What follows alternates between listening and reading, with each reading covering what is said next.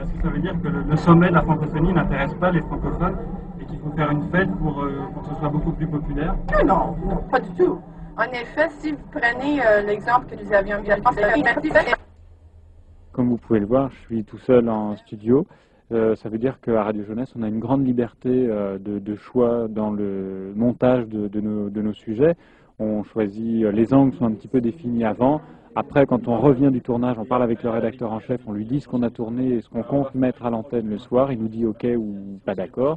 Et puis après, on a la liberté de monter. Et c'est vrai que à Radio Jeunesse, on a la liberté de poser des questions. On nous a même dit, allez-y, n'hésitez pas à poser des questions. Vous êtes jeunes, vous représentez la jeunesse, donc posez les vraies questions. Faites pas comme les autres journalistes qui, en général, font des questions de complaisance et ne font que répéter à peu près ce que disent les ministres ou des choses comme ça. N'a jamais alors été aidé. Yeah, I can speak in English, here is francophonie. Je vais parler en francophonie. Là, sur le village de la francophonie, c'est vrai que je reprends l'extrait du discours de Sheila Copps, ministre du patrimoine canadien. Le fait français fait partie de notre histoire, mais surtout de notre avenir comme pays. Mais à la fin, il y a une question quand même personnelle que je lui ai posée sur la signification du village de la francophonie. Il faut faire une fête pour que ce soit beaucoup plus populaire. On a voulu leur permettre de venir ici, de se rencontrer, de connaître d'autres cultures. Chacun propose une idée et c'est aussi donc en fonction des préoccupations de chacun, des attentes de chaque membre qu'on fait ça. Et il faudrait juste dire que chacun de nous vient d'un monde différent, d'une culture tout à fait différente. Et ce qui est bien, c'est cette touche personnelle que chacun de nous apporte à un commentaire ou à ses impressions face à un problème qui touche les jeunes en particulier. Nous, au Liban, c'est ça la culture, le choc culturel. Par exemple, on a pu parler du chômage, donc moi, ma vision du chômage ne sera pas comme la vision, par exemple, de quelqu'un qui vient du Canada ou qui vient de l'Europe. C'est chez nous, c'est ça le mariage. C'est pas le mariage avec le papier. Le papier, ça, c'est pour le blanc. Maintenant, c'est toi, après, tu as tes moyens et que tu as vu une autre fille, tu peux la prendre. Parce que chez nous, la polygamie, même la loi l'autorise. Donc, chez nous, il n'y a pas de problème. Tu peux avoir n'importe combien de femmes pourvu que tu puisses les entretenir. Je connais un ami, un vieux ami qui a 60 enfants, mais il a 12 femmes. Il a divorcé avec 3, mais les autres femmes sont là. Les femmes, comment elles réagissent à ça? Elles acceptent ça? C'est la société qui t'éduque. C'est ta mère qui doit éduquer la fille. Tu vois, dès que tu arrives chez ton mari, elle lui explique, voilà tes droits et tes devoirs. Donc, elle a déjà une éducation qui l'inculque, qui lui montre que elle peut avoir des coépouses. Et elle doit tout faire pour vivre avec ses coépouses. Je ragerais, là, si ça m'arrivait. J'accepterais jamais de partager mon mari avec une autre femme. Est-ce que tu accepterais, toi, d'avoir que ta femme ait plusieurs maris? Chez nous, c'est vrai, c'est une très bonne question. Mais la coutume ne l'autorise pas. Il faut respecter les coutumes. Je n'ai jamais vu, dans tout ce monde, je n'ai jamais entendu parler qu'une femme a 2 maris. Si ça arrive. Bon, ça arrive, ça c'est autre vie, hein, parce que vous voyez... Culturellement, ça arrive.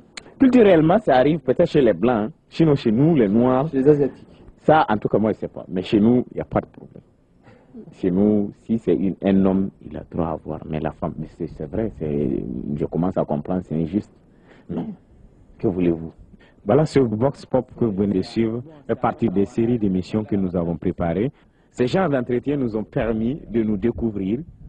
Il y a eu l'intégration rapide, où chacun a connu l'autre, où chaque culture, quand même, nous avons eu à faire des échanges culturels. Je n'avais pas beaucoup de contact avec les Européens, les Canadiens. Ça m'a permis de mieux les connaître, leur culture. Eux aussi, ils ont essayé de nous comprendre ce que nous sommes. Et aussi, ça a changé une certaine image de l'Afrique par rapport à leur vision, eux, de l'Afrique. Ils croyaient que l'Afrique, c'était tout seulement ce qu'on leur montrait à la télévision. Et avec nous, ici, ils se sont rendus compte que ce n'est pas seulement ça l'Afrique, qu'il y a autre chose en Afrique. Dans nos équipes, on est différentes cultures. Les cultures sont vraiment mélangées. Nous, on est 2 Québécoises, un Roumain et un Burkinabé. Et c'est vraiment cocasse de voir l'animation du Burkinabé, qui a tellement une chaleur dans sa voix, mais on se rend compte aussi que les Burkinabés fonctionnent d'une façon très détendue. Ils n'ont aucun stress à comparer à nous, les Québécois, qui sommes les espèces de petits Mongols sur deux pattes. On court partout, il faut tout le temps que tout soit fait tout de suite. Alors que pour les Burkinabés, tout doit être fait lentement, on doit profiter de la vie. Alors, c'est ça qui est intéressant de voir à quel point on peut s'apercevoir de plein de choses différentes. C'est sûr et certain qu'on va revenir tous, puis que et la francophonie et l'ouverture sur le monde entier, ça va être complètement différent. La francophonie, c'est un concept utilisé assez souvent, mais finalement, c'est pas vraiment ce que ça représente. C'est des institutions, c'est des échanges, c'est la langue française.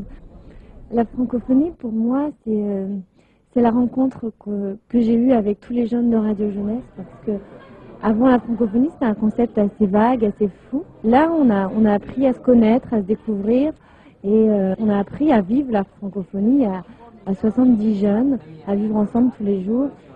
Et c'est réellement maintenant, aujourd'hui, que je mesure ce que ça peut être la francophonie. Attention, vite! Avant de venir ici, je réalisais pas vraiment ce qu'était le français, je réalisais pas non plus ce qu'était la francophonie. On l'appelle entre nous la dame aux yeux bleus. Elle est roumaine, elle s'appelle... Je regarde alentour de moi, puis ça, c'est des gens vivants. Ça, c'est des gens qui ont quelque chose à dire. C'est des francophones. Puis c'est le fun d'être avec eux autres. Les Acadiens, je leur avais dit, puis ça sûr d'une chose, je suis les seuls à porter ce nom-là. En tant qu'Acadien, moi, je suis fier de représenter d'où je viens dans ce projet. Puis je suis fier de participer, par exemple, à des soirées comme ceci, avec des gens que j'apprends à connaître en même temps que je travaille avec eux. Je pensais vraiment qu'on était la France, le Québec, puis quelques Acadiens perdus qui parlaient le français, mais là, ça me donne le goût d'aller au Maroc, au Liban. Je sais que c'est pas nécessairement là la langue française, que c'est pas tout le temps la langue qui est la langue première, comme en Moldavie ou en Bulgarie, mais au moins, je sais qu'avec ma langue, je suis capable de me déplacer, puis je peux rencontrer d'autres communautés. Ça m'a aussi servi de partager mon expérience avec les autres participants de Radio Jeunesse. C'est vrai que nous ne travaillons pas de la même manière que les autres. C'est cocasse de voir jusqu'à quel point des fois on n'est pas sur la même longueur d'onde. On est vraiment quasiment toutes des petites planètes. La francophonie, c'est toutes des petites planètes qui essayent de se rejoindre dans le français parce qu'on n'évolue vraiment pas de la même façon. C'est spécial de travailler avec des gens de la francophonie, mais c'est pas facile. On parle peut-être la même langue, on est capable de communiquer, mais il y a évidemment des différences de culture et d'attitude et la manière de comprendre les choses sont différentes. C'est très difficile de concilier avec ça, mais ce qui est extraordinaire de ce projet-là, c'est que ça nous montre l'ouverture d'esprit, ça nous montre l'écoute. Il faut s'écouter entre nous autres pour se comprendre, pas par la langue, juste par les attitudes. On travaille ensemble, mais c'est pas juste ça, on vit ensemble. C'est des choses qui arrivent au fur et à mesure. C'est ça qui est intéressant, qui est magique à quelque part. Ça se limite pas juste au français, c'est pas juste la francophonie, on est tous des êtres humains. Puis on n'a pas juste la langue comme façon de communiquer. Ça, c'est aussi spécial.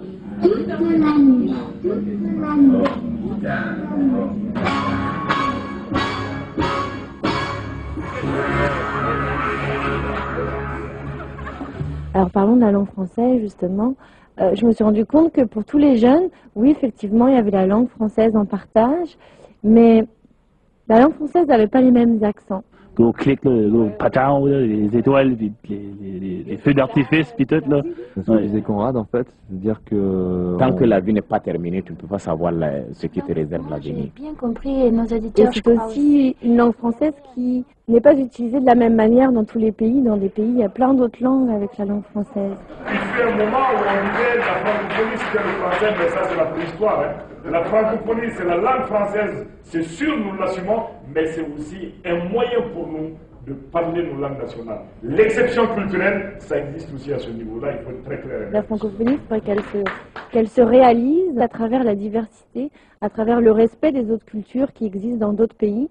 Et c'est que comme ça, à mon avis, qu'on peut réaliser cette francophonie et qu'on peut la réaliser dans le respect des autres cultures. Puis c'est ce qui s'est passé.